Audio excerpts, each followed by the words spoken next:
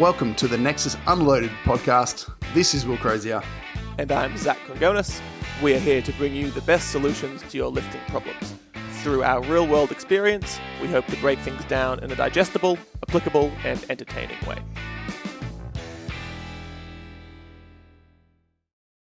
Okay, so my news is I bought these socks and they have individual toe holes. Look at that. How weird is that? They're actually called toe socks, mate. They're a thing that have been around for many years. Normally they're rainbow coloured. What's the benefit? They keep your individual They're just toes really warm. comfortable. Nah, Fair like enough. they're just really comfortable. That's it. Everyone's like, no, it changes the shape of your feet. Nah, it's just like your toes don't. Very slight material. The point, thing, it's so. like absolutely 1 no inch. resistance. Like I can understand a shoe. So- like I can understand that. Like it's going to force your toes into a box. Like you literally can't move out of it. When it's a sock, like come on, man. If shape change of your foot is what you're worried about, you're doing it wrong anyway. But yeah. So for me, the key benefit of a toe socks is your toes don't get moist. Like Being up they against glide. each other. Okay. Yeah, they just your feet don't sweat as much. That's Lovely. it. That's my news. So how many It's news actually you- not I too just bad. It's actually, they're pretty handy socks during winter, though. I mean, Worthy investment, Zach. Well done. I'm wearing Queensland, so it'll just be barefoot for me. Embrace the barefoot life. I understand Melbourne, you need an extra layer, no matter how thin that layer is, because I can still see your for skin each through that. toe. Yeah, Yeah, they're not very thick. yeah, individually warmed toes, so you could have different thickness on each toe if you wanted. Alrighty, are different you feature ready Toe for our doesn't have good news? Our circulation. news? Yeah, I'm ready. Let me pepper my Okay. Angus. Yeah, there's none of that. You don't need that. Be good. Oh, what? Why? We got this boy to show. Woo! Oh, who's that? This is Bowser. He's a new addition to our family. We Oh. adopted him a couple days ago. So he is mainly staffy, What but little mixed with cutie. whatever the hell we don't know, as you do with dogs from the Welfare League. So Shelter?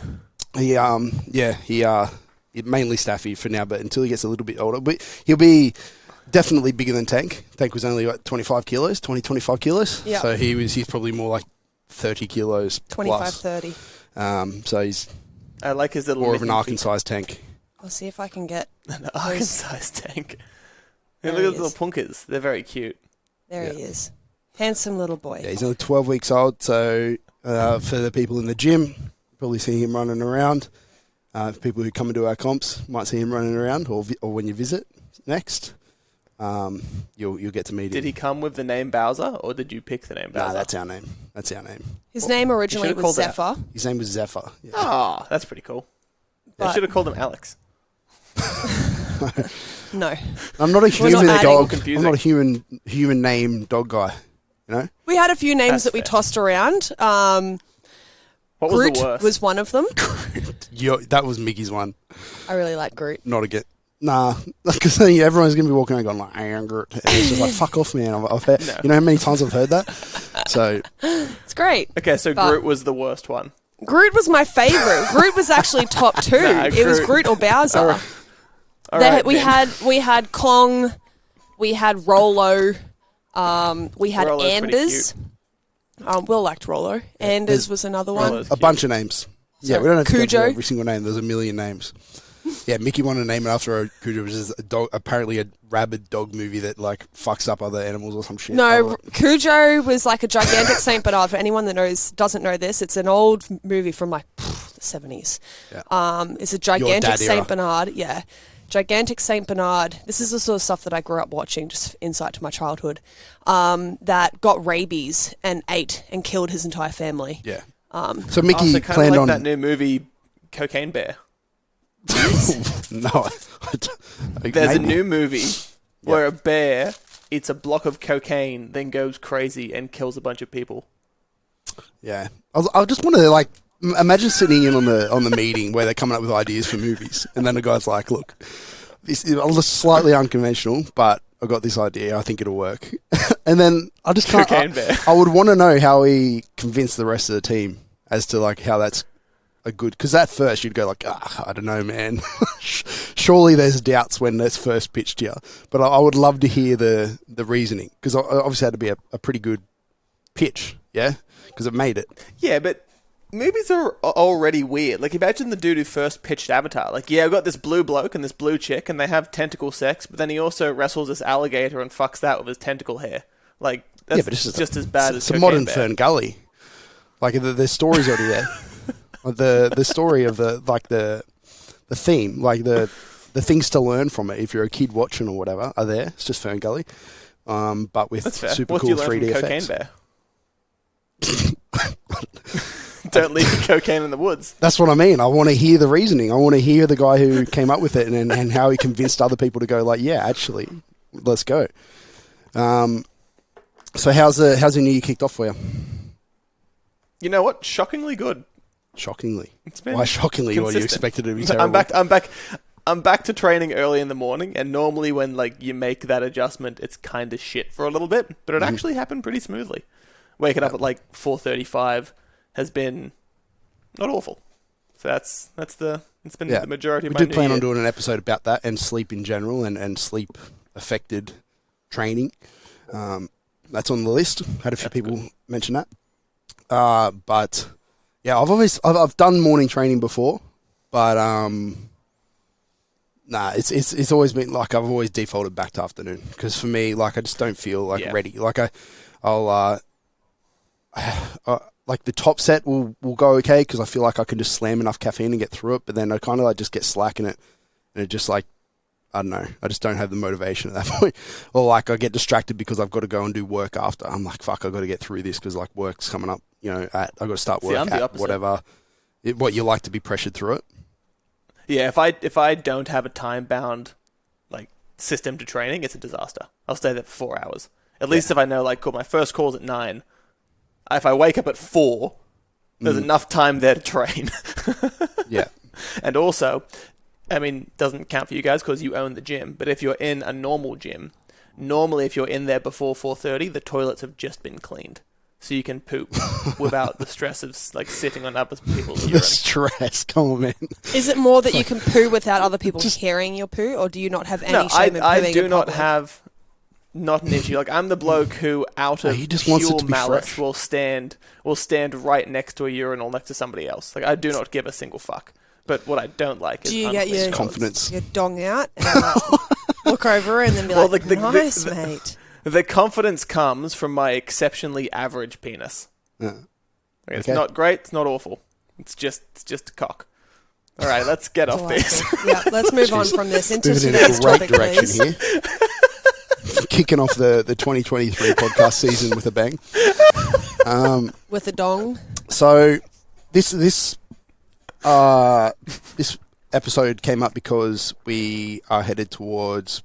Well, I am headed towards Pro Raw. I have a bunch of other people competing at Pro Raw. There's surprisingly a lot of comps around that time as well. I've got like a few comps the weekend after that I'm prepping people for, and just before and things like that. So we're in the timeline of like 9, 10, 11 weeks out for a lot of my roster. I don't know if you have a bunch of people that are the same, but Similar. This came up about that because I seem to be answering a lot of questions about like prep mode and coming out of holiday mode and going into prep mode, and how to handle in particular, the mindset around that and the things that change. Yeah, so a lot of people are like just trying to get their rhythm back, trying to get their momentum back and quote unquote switch on for their prep.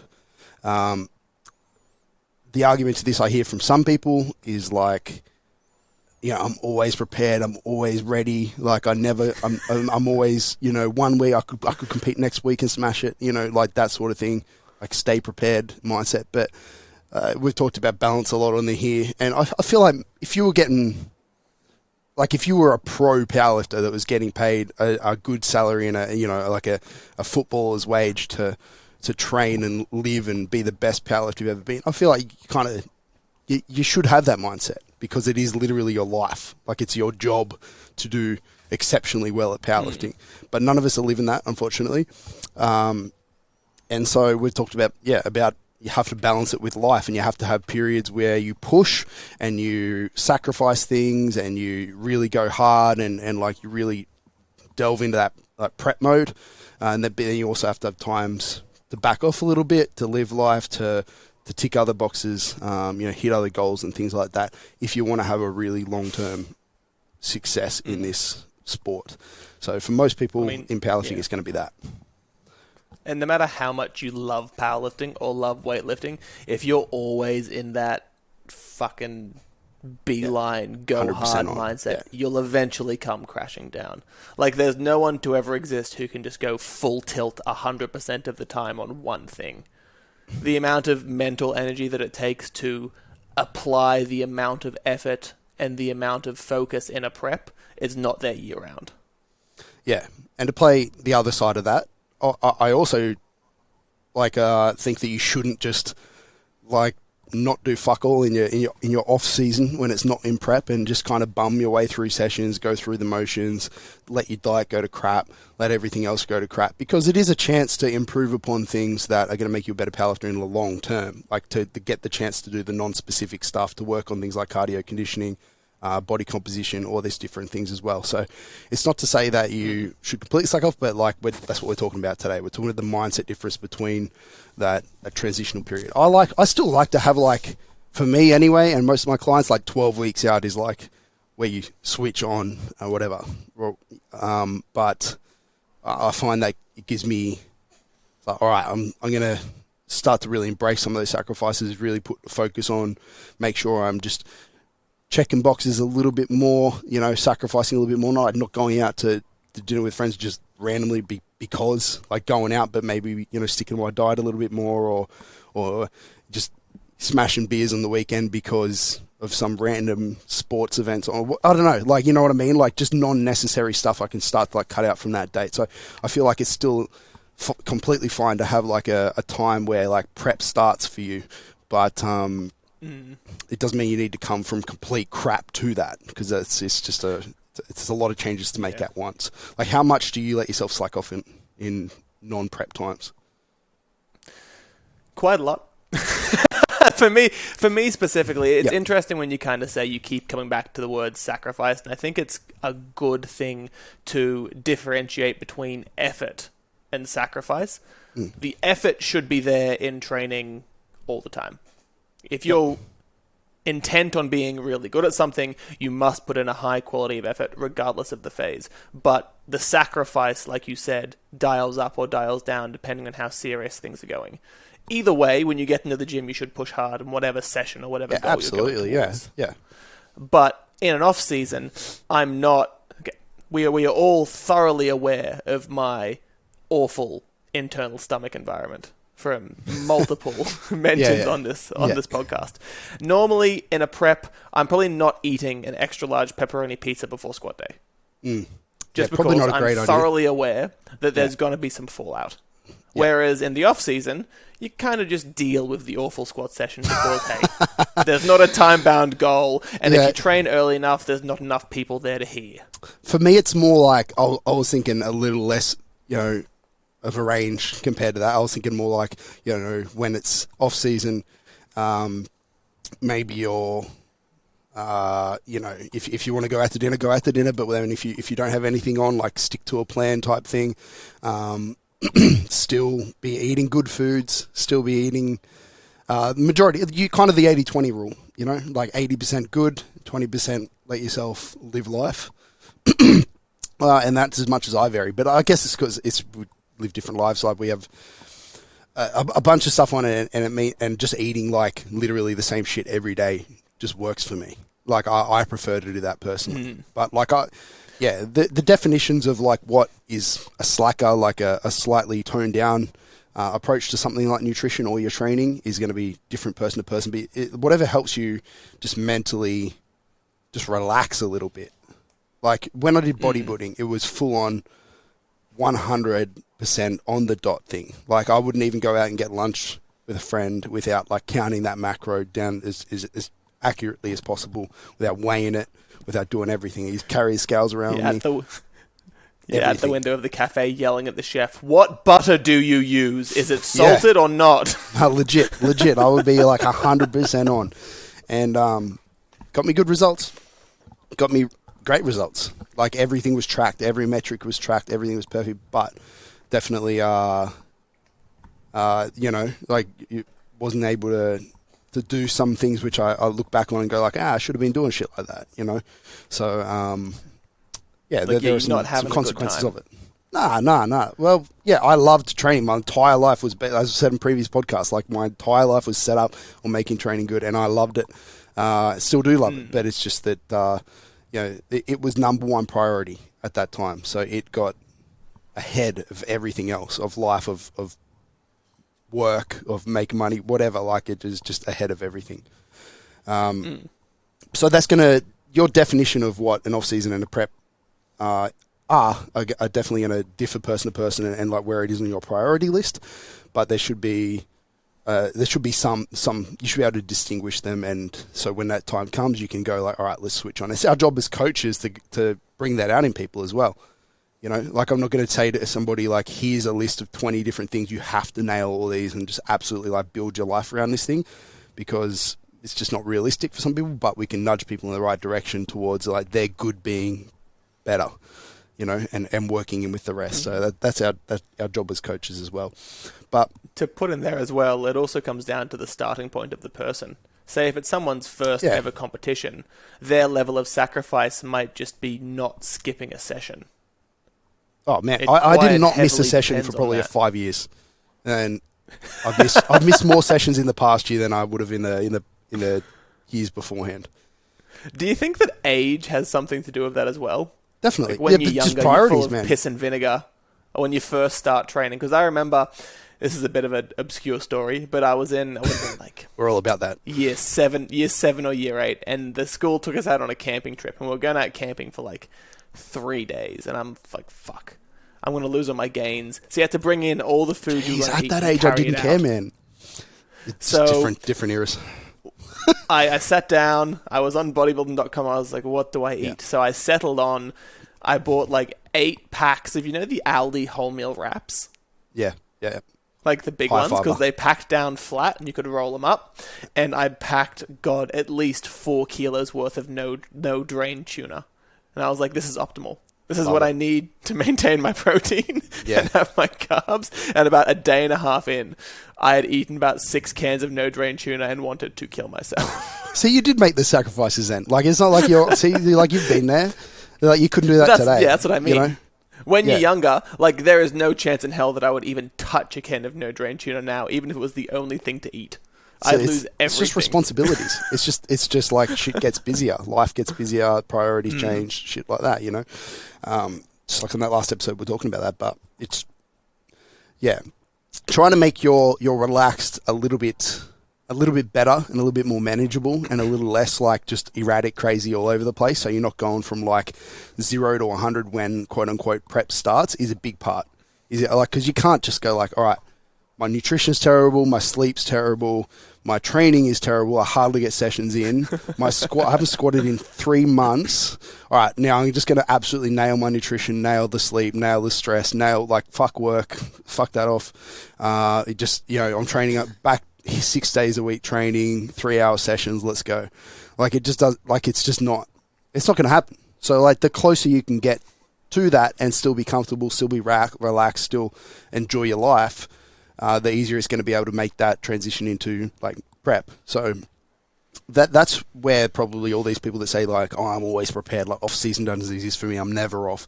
That's probably because they're a lot closer, like their relax is a lot closer to it. Just depend. Yeah, we're not saying either way is good or bad. It's just like know where you are and know how much to change. That could affect the length of your prep. You maybe start a little bit earlier so you can start layering in habits a little bit earlier, start to build momentum earlier. But yeah, that's our job as coaches. It also depends on how good you are. Like it's really easy to be prepared all year round if you're a 110 kilo dude and total 400. That's exponentially easier than staying ready to total 1100 at 120.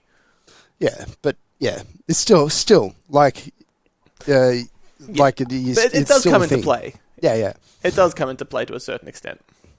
But let's talk about, let's step into, that's kind of starting to prep. But for me, like prep doesn't, people talk about like if I was talking about 4 weeks out, like at that stage to me, prep is hard. Done. Like if we talked about sacrifice, like I'm not really like anything that's going to impact training significantly, or that I can't kind of like manage my way around. Like if I go out for dinner with friends, I might just not have dinner and eat my own dinner after it or something like that. You know, lots of different things. But like at 4 weeks out, I'm making all of that. Fatigue's really high in training, so I'm really like managing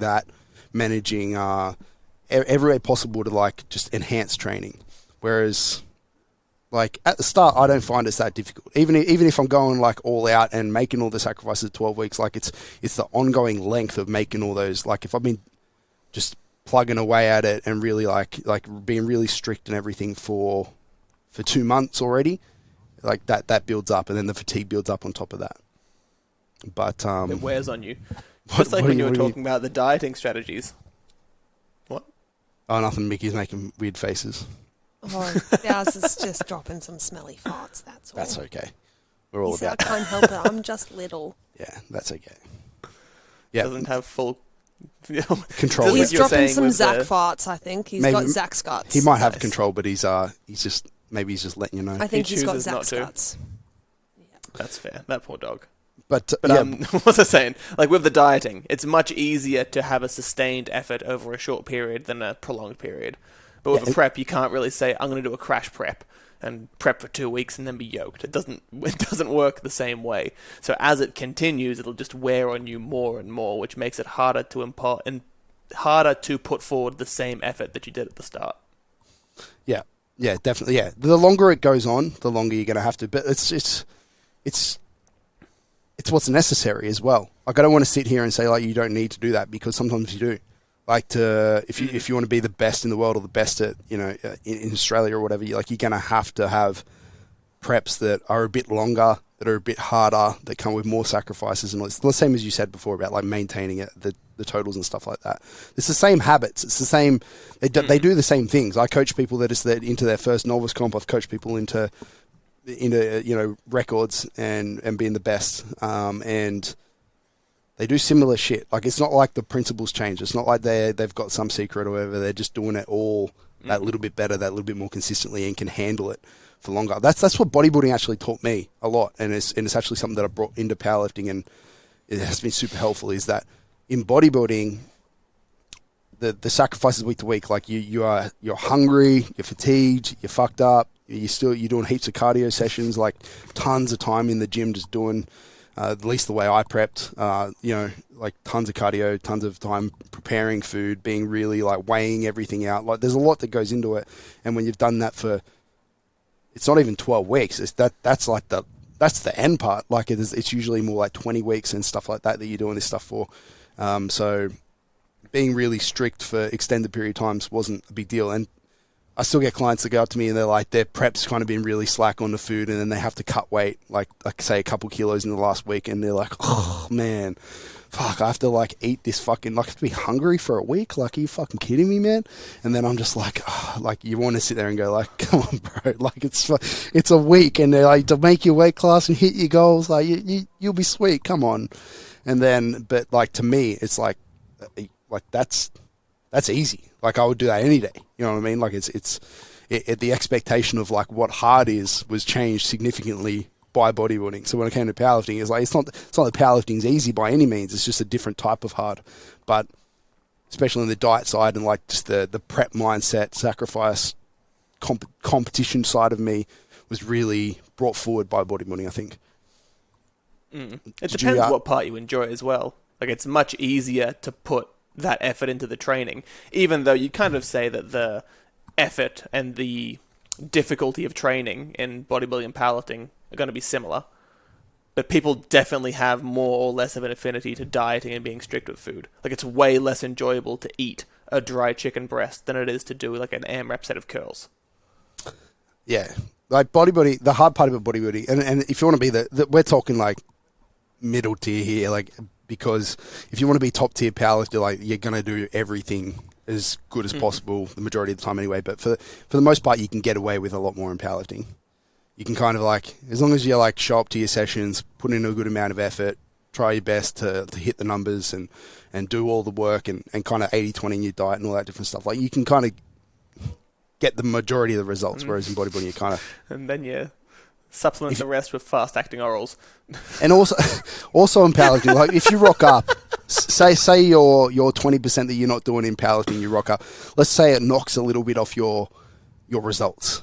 You're like, whatever, a few percent weaker than what you would have been if you were 100%, yeah? Nobody notices that. Like, nobody's going to go like, what, you would have been 10 kilos stronger in your squat if you had fucking hit your steps. You know, like, that might be the case, but nobody's there, like, doing that. Whereas in bodybuilding, if you rock up and you're, like, fat on stage and you just, like, stand out, everybody's like, what the fuck is this guy doing? like the Hamish and Andy thing. Yeah. Like, it's just outrageously obvious. It's just like, this guy has clearly not done the work, you know? So it is slightly different there too, but it's turning into just bodybuilding versus powerlifting comparison episode. But let's talk about, do you have any like prep mindset mistakes that you've made? Like you've come in and gone way too hard, or like approached it the wrong way, or you know, I don't know, just like mistakes with prep mindset you can think of? I think that early on I assumed that the rate of progression that I saw from the first to the second comp would continue. Yeah. And that was honestly the biggest one for me, because I clearly remember my first novice comp I hit 517 or something stupid. Then 14 weeks later I hit 700, and I was like, oh, this is great. And then we put in and that's just before I started with you, God knows how many years ago now, and we put in 6 or 7 good months of work. I flew down to Melbourne, I was ready to go, and I totaled 695. I was gutted. It was like, how did I work for 6 months and total 5 kilos less? Not saying that, okay, I traveled to Melbourne by myself, I stayed in the I was going to say a bad adjective, but an awful Airbnb, and then just got drunk at an IGA. Afterwards, after my dreams were shattered. All your during, not before but I think, comp. But I think if you have a look at the performance of the competition day itself, did you go 9 for 9? Were there certain miss lifts that would have impacted? I ballsed it up again, I'm not going to say I'm going to make a priest joke. I ballsed it up bad. Yeah, like I buggered it. So you went in then with, you know, better numbers than previous preps and stuff like that, and you were doing really well throughout the prep. It's just the competition day itself didn't go so well, and that's happens all the time. And people exactly. I fall into that. Like I remember I was putting on. I remember it because I was thinking this exact thing. I was putting on roughly 30 kilos on my total, like comp to comp at the start, from memory, and then I was like, well, if I do, you know, 3 comps a year, then fucking hell, we're going pretty good. A couple few years time, I'm ready. You know, I don't think confidence isn't a bad thing. You should be confident and have big goals and do all that. But I think probably in both of our circumstances there, maybe on the coaching side, like the coaching that we were getting, maybe could have been better in setting some better expectations. Like just setting us up for like, hey, you know, like this is the rough goal we're going for. Like we have conversations with all of our clients. Like what do we kind of go for this? It's never like, oh, this is the exact number. Like if we don't hit this, it's a fail type thing, because that's a terrible way to think about things. Pass or fail. But because shit happens, you know. You might have the best prep ever, and then it just happens. But it sounds like to me like just a little bit of expectation. So somebody going like, hey, just so you know, like you're not going to make these gains like continuously. Like here's a realistic kind of stepping stones, and you know, you can still tell somebody like your goals, like maybe you want to total 900 or something like that. That's still a realistic thing. Like this is it. Like it's not like I'm shutting you down and going like, no, you're full of crap. Like your goals are stupid. But we're going like, hey, yeah, no, this is a time frame to make that happen, and it's also a good chance to tell people what they need to. Like if somebody has massive goals, I'm like, my response is always like, yeah, I think that can happen if you do X, Y, Z. You know, like you're gonna have to tick all the boxes, and you're gonna like really set things up and tell them like you're gonna have to switch on all those sacrifices that we're talking about with nutrition, on sleep, and not doing silly stuff. You're gonna have to do all that. Whereas if your total is a little more low, if you don't want to be a world champion, but you just want to like make some progress, then you can probably get away with a little bit more of a lower priority in your list of things to do, and just hitting the bare minimum sessions and the bare minimum volume, and not eating perfectly and all that business. So I think by the sounds of it, like, would I be right there that just maybe a little bit of a expectations chat would have been ideal? And on that same token, it's because we don't have the opportunity to compete super frequently. Say if you're playing rugby and you drop a ball right at the end of the game and you fuck it up for your team. Yeah. The following week you can catch the ball and then not be shit. Whereas in powerlifting, like you said, the room for adjustment happens over the course of months. Yeah, it's such which a is why slow it's sport. more important to have those defining lines between when you have to sacrifice more, when you can relax a bit more, when the prep actually starts, when you know, hey, this is the time for me to get better and this is the time for me to push harder to reach those goals. Because if you don't put the effort in during those time frames, then there's all the likelihood that you're going to fuck up on the day. And then you have to do that weird Instagram post where you have to make excuses and think of a reason We all why it love went those wrong. posts. Those posts are the best. Yeah. They're my favorite. And no one ever just All about says, I fucked it. Like, I screwed the pooch. Sorry, guys. I'll do better next time. It's always like, oh, the head judge slept with my cousin's wife 2 days before.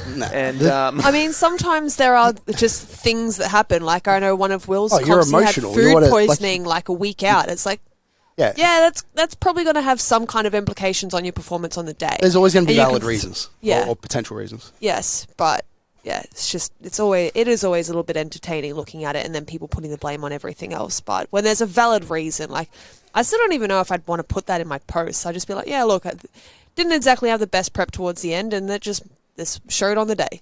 Like, My thing's always like, it's heavy. Like, people ask me why I missed 400, and I'm like, have you ever tried to pick 400 kilos up?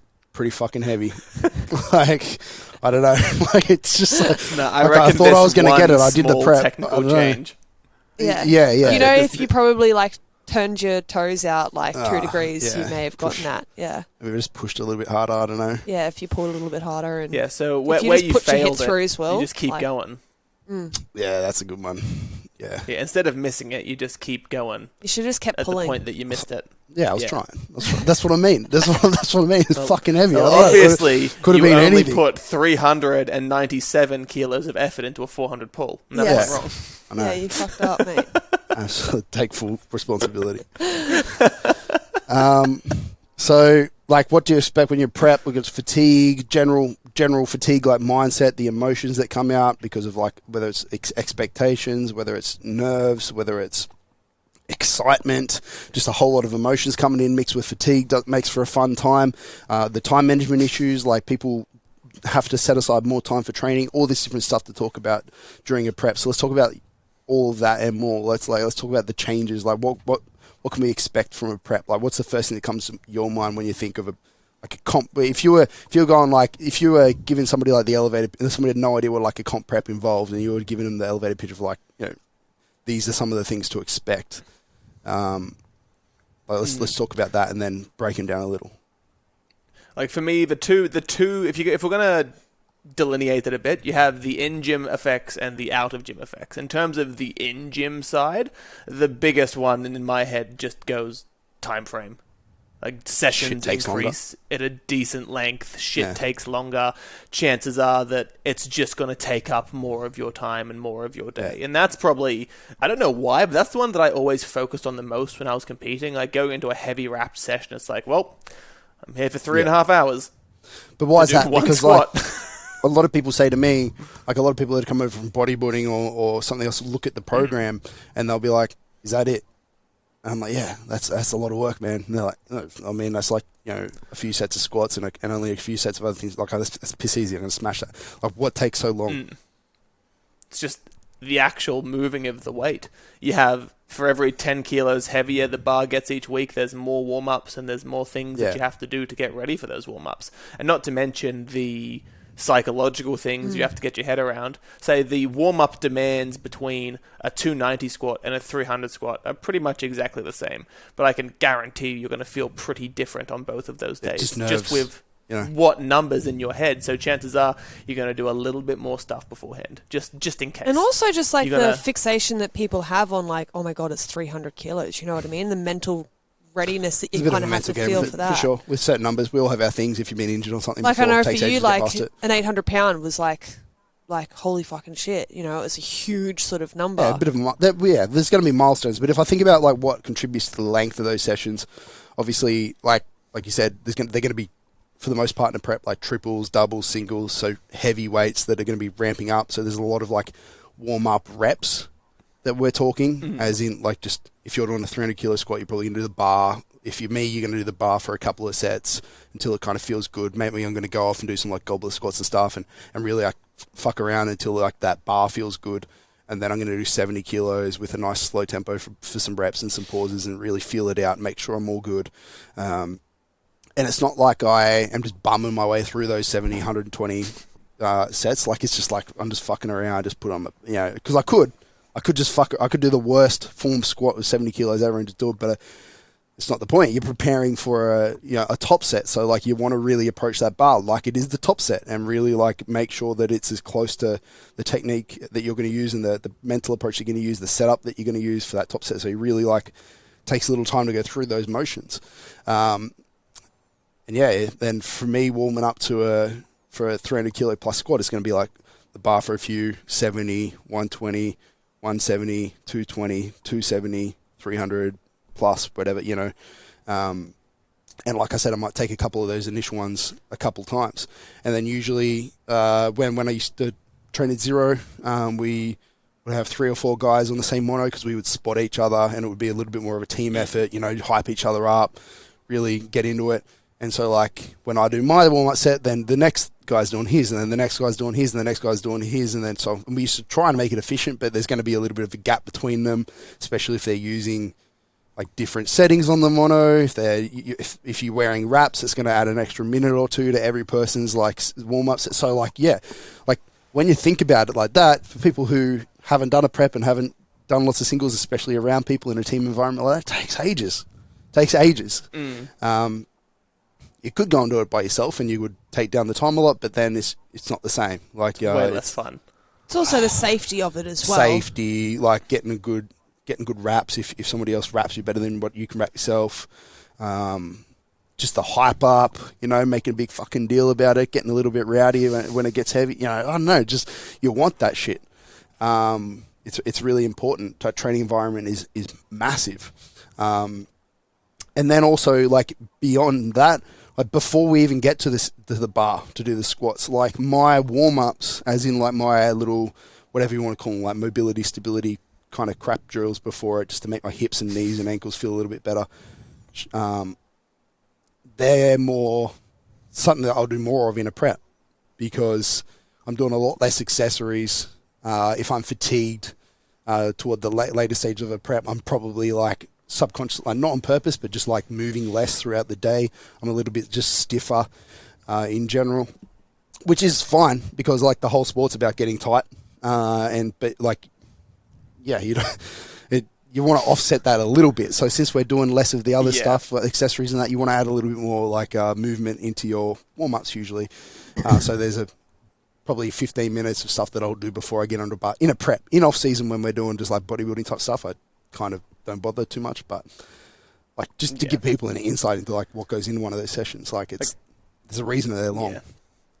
It's just the general goal, and this bleeds over into the out of gym aspect of not feeling awful. Like you're gonna feel reasonably shit if you're lifting big weights. There's some sort of a receipt that you have to bear for doing that. But also, you're not going to feel fantastic. And that's going to bleed into your ability to work effectively outside. You might be a little bit grumpy, a little bit irritable, sleep might be disrupted, and a whole host of things are going to bleed out from the gym into your general lifestyle that if you're not at least aware of and somewhat prepared for, then you're probably going to have a bad time. As Mr. Mackey would say, okay. No? South Park? Okay. Nothing, okay. That's right. You're going to have a bad time, okay? You're going to not do drugs, okay? For me, like, Okay. like you said, kind of like there's going to be fatigue and there's probably going to be sessions that don't go amazingly. Like I don't think I can think of a single prep that I've ever done, even the comps where I went like 9 for 9 and smashed it, where like the comp prep was just without bumps, like without some bad sessions thrown in. Like chances are, like, I don't want to make this like a blanket statement because it's hard, but like if you don't have any kind of bumps along the road, you're probably maybe not pushing hard enough. But so I think understanding the importance of the training process of how you actually get stronger and that there are going to be some bumps and how you handle your good days, how you handle your great days, how you handle your bad days, how you handle missed lifts are all really important things to learn. Builds a resilient that athlete. You bring into a prep. And the more times that you do it, the better that you'll get at this. But as coaches, something I'm constantly talking to people about, like they miss a lift that's like, we planned for it to be hard, wasn't it? It was, and then they put a little bit too much weight on the bar that day. They had a bad session for whatever reason. You got to learn to mentally deal with it. People have their own ways. And if you don't, so there's not one way, but getting better at prep is getting better at accepting the ups and downs of it and understanding this part of the process for sure. Yeah, and if you don't and start kicking tripods around the gym, you need to get a handle on that. You're allowed to. You're allowed to. You're not allowed to kick tripods around this damn gym. You're allowed to do whatever you want in the moment. So if you are going to kick a tripod, make sure your phone's still in it, because the video that the phone captures is my favourite thing. It just goes wee. And then if it lands and you can see the person like stomp out. Oh, some of my clients have sent me. I'm not going to say his name, but there's this one video where he just punts this tripod and the phone goes flying across the room and it lands, so you can watch him storm off. Yeah, I'm okay with the motion of that. You know, like that's cool. Cinematic masterpiece. I'd actually like to see that. You can send that to us privately, Zach. I'll try to find it. I think that's a completely normal thing as part of it. As long as you can like leave, go home, think about it, and then not let that impact the next session, and then not have that impact the next training week, and learn, like I said, that there are ups and downs, and that it's all part of it, and that you can continue moving forward from that. And same with the great sessions. It's not only the bad sessions. Like if you absolutely blast a PB, like learning how to go like, that doesn't mean I can slack off now. Like, you know, that also doesn't mean that next week has to be a PB again. Yeah. You've talked about in the past, like repeating the same number and over again during your prep to make sure, like, not that was. If it's not there, it's not there. Like it's just, you have to take it, and then just know that training doesn't always move forward in a linear fashion. Yeah, it's. Would you have any advice for somebody like that that's learning that, or just everything that we said, just explaining that it's a process? Nothing extra, I'd say. Just understanding that process is something that takes time, and that there's going to be those pitfalls that you'll inevitably have to deal with, and figure out your own individual way of managing it. Yeah. As you continue getting better and as you continue progressing. Like I said earlier, I think just educating people on what fatigue is, how it affects it, what a meaningful stimulus is, how we actually get stronger, how a prep and a peak works, like why are we stronger on comp day than previous, or like, you know, ideally. So like, what does that all look like? Like if people understand that process, it's a little bit easier to manage the emotional side and come up with logical decisions, I think. But and even just thinking about it from the perspective that it's metal plates on metal rods, and your body doesn't have the ability to count like half a kilo. Yeah, you know what it knows what heavy is. It's heavy. Yeah, it knows what heavy is, but it doesn't know the difference between 139 and 140. No. Yeah. Like, realistically, if that's heavy, it's heavy. So you need to be able to, at least to some extent, understand that a lot of the difficulty, especially with those milestone numbers or numbers that you may be stuck on, is probably emotional, psychological, more than the fact that, like, if you smoked 2.5 kilos below that number and it moved at an RPE 0, everything points towards the fact that you should be able to achieve it, but sometimes you just can't. Yeah. And it's our job as coaches to manipulate a training week, manipulate fatigue, manipulate like things like frequency, give them more exposure to practice it more, things like that, to find a solution around that. Which can be super difficult, super duper difficult sometimes. But you know, it's everything affects everything in this in training, and it's not just a simple plug and play. And this works for everybody type approach. What are the other things in prep that, do you have any like other things in prep that will change from like your off season to like prep in terms of like that you can think of, like what else changes, like what else we have to deal with? Like you got the time of the session, you got the specificity, so like joints and the general tightness of your body, just general mindset towards being a little bit more sacrificed. Like I said, we keep coming back, but like, you know, a little bit more like just focused on doing everything a little bit more consistently. You're gonna have to do all that. Is it like what other things we got happening in the prep that are different? You could go through the fact that the social aspect of training might change a little bit, and that could be in either direction depending on the person. For some people, the prep means more social interaction at the gym and less overall focus through the session, but using the people around them to help drive a better result and to help push them. Whereas other people may need to insulate themselves just that little bit more. Not necessarily not using spotters or not having friends hype you up, but needing to just be a little bit more insulated to get the work done. More and intrinsic not get motivation. distracted. You have to modify your training environment to whatever suits you the best, and figuring out what that is. It's going to be a bit of trial and error. And that'll vary quite a lot. I know for me, I cannot stand when someone yells something at me. Because I'm already trying to listen to...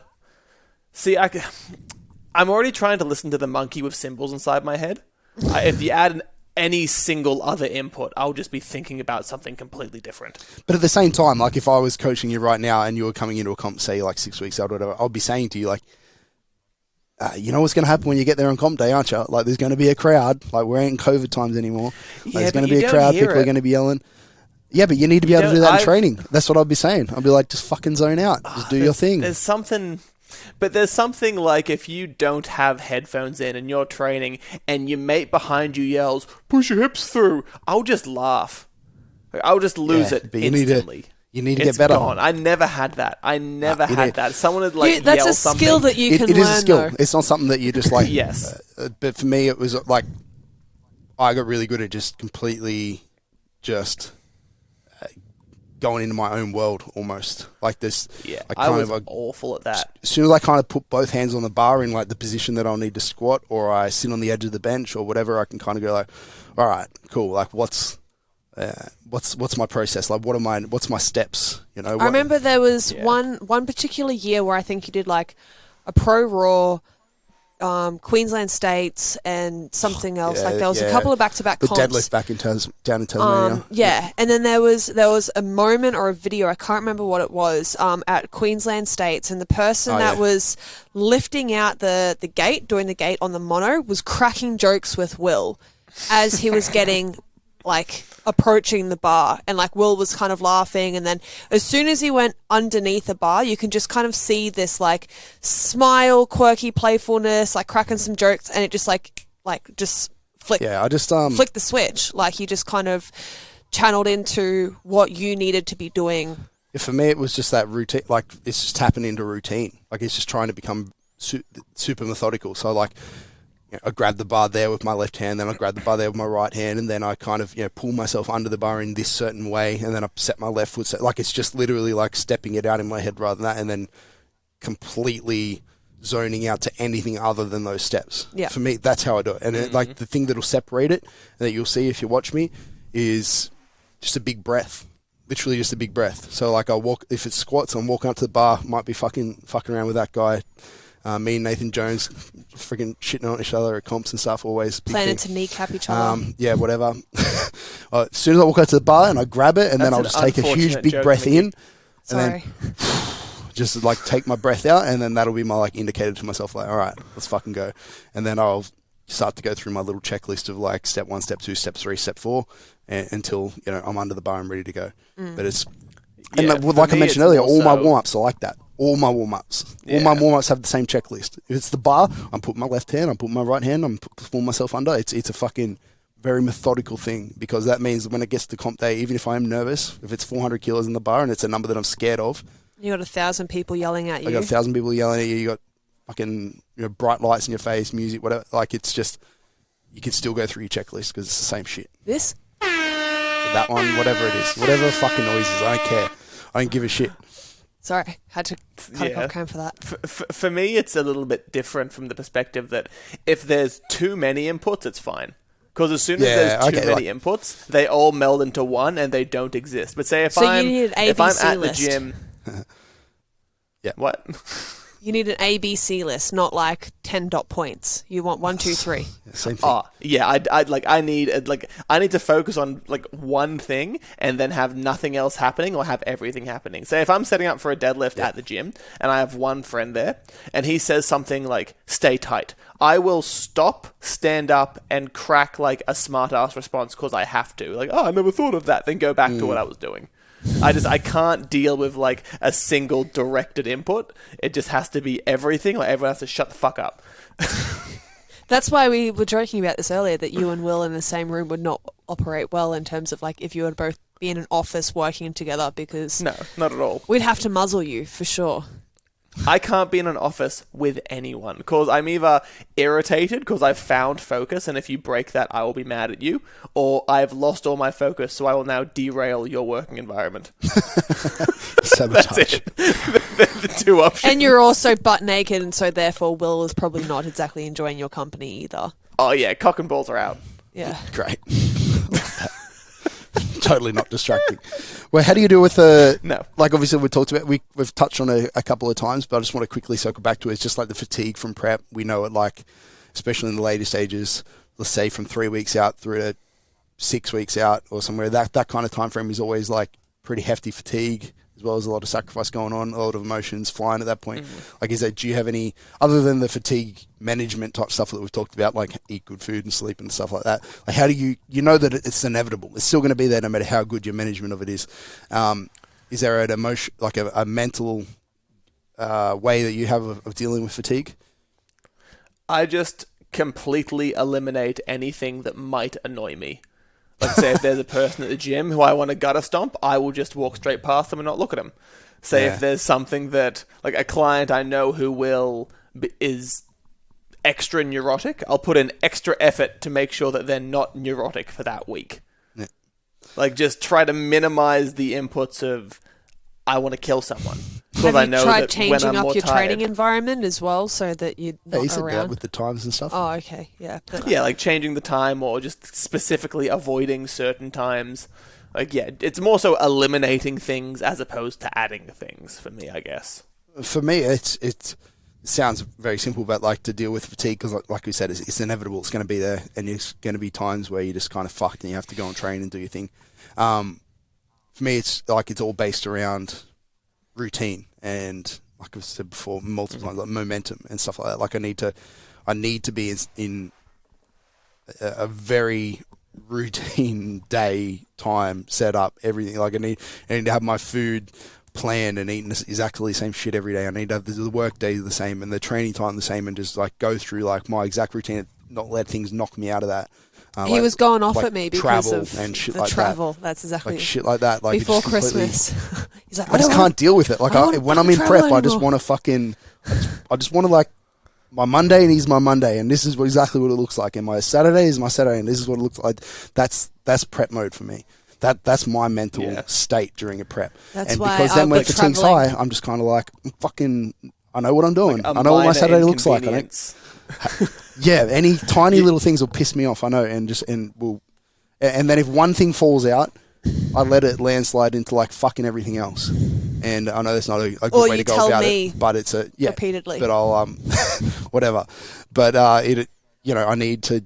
For me, just consistency, day to day, week to week is like the overriding factor. Sadly, that's not exactly always the reality. You can't have it perfect, but no, this is what I'm saying. It's is that like the people that tell me in there, like traveling or like other stuff that like you actually have control over. Yeah, shit's always going to happen. But this is what I mean: is like some people that tell me like they don't have an off season. I'm always on, bro. I'm always prepared. Like I'm like, when I'm that focused in, I can't, like, imagine if my life was like that year round, like it would just be like the shittest life. Like I would achieve some good shit, but then I wouldn't have any friends and I would just like be fucking isolated.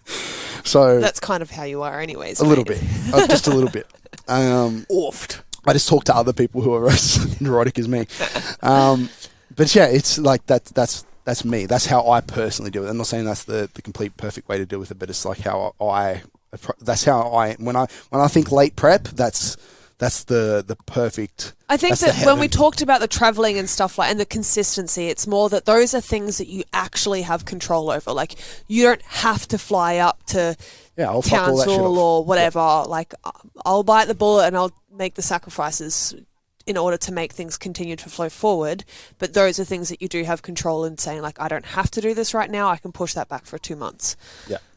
So, yeah. Yeah. Another last kind of point that I have here is just like being okay with being in pain a little bit. I mean, it sounds like it's a bad point, but I'm sure in your preps you've had, we refer to them as like niggles and stuff like that, but you've had pain that you can't kind of,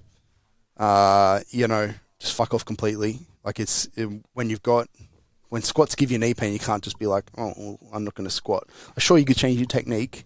You can modulate load. You can modulate volume. You can do a lot of different things to work around it.